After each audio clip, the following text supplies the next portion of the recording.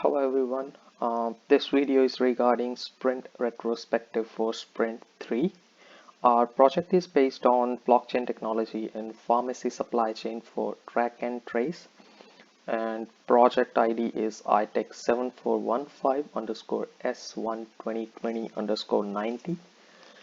And being an individual, I have tried to accomplish two things in this sprint.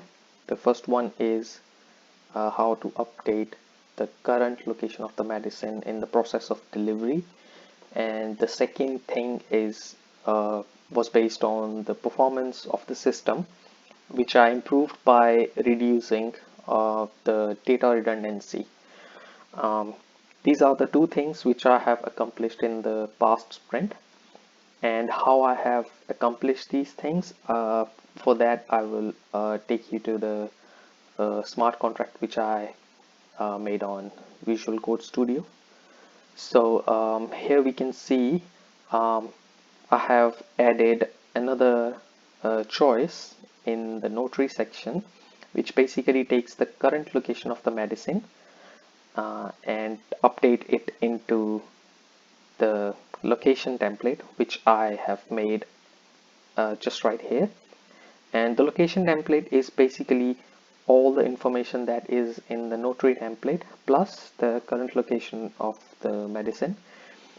So if I try to run the scenario results here, and you can see on the right hand side top of the screen we have an entry where now we have two more columns. The first one shows the detail of the notary, which is Isaac. Here we can see he's the notary in this case, and the current location of the medicine is in a warehouse, and the starting location was in a factory.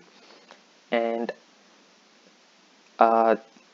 just to make sure this code this block of code is working, let's say this Isaac, which is the notary, he tries to update the current location from, say, warehouse to facility. Say now the medicine is in facility, so we can see that the transaction has been automatically updated onto the right side, and now it says that the medicine has moved to the facility. And before this we can see that and the second thing which I have accomplished is that I have reduced the data redundancy. So if I try to run my previous smart contract which I have created in sprint 2, if we run the scenario results, we can see that there was only one location which just shares the location of the medicine, which is basically the starting location of the medicine. And the second thing about the data redundancy is that only these two columns include different details, while the rest of the columns, they have the same details of the medicine. So I have tried to uh, make all the transactions into one row. You can see just by adding one column which shares the information of the notary, which is Isaac. So you can see that all the data which was getting repeated only comes one time. And the second thing, I have already said that now we can also see the current location of the medicine.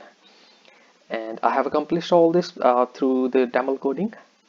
And now I will move on to the next section, which is that what I have learned in this sprint. So in this sprint, you can see, if I show you some archive transactions, you can see that these are the archive transactions. So in this transaction we have only 10 entries, 10 columns, but now we have 13 columns. So in this sprint I have learned how to add new columns in already existing smart contract. Thank you.